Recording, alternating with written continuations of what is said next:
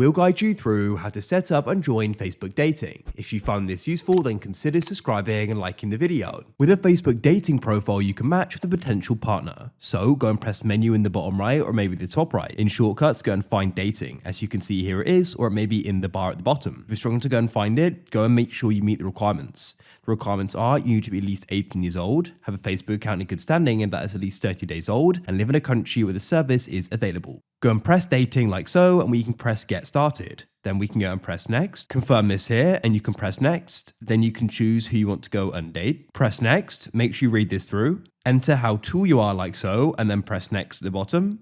Choose if you have children, choose if you want to add your education level, and then we need to go and say where we're dating. So we need to go and share our location. Now you can go and choose your photo, you can use your profile one or press change, press next, review the details, and you can press confirm. Make sure you understand and agree to the rules and press next. That's it, you can then go and get started. You can view your profile by pressing it in the top right and you can adjust these different things here.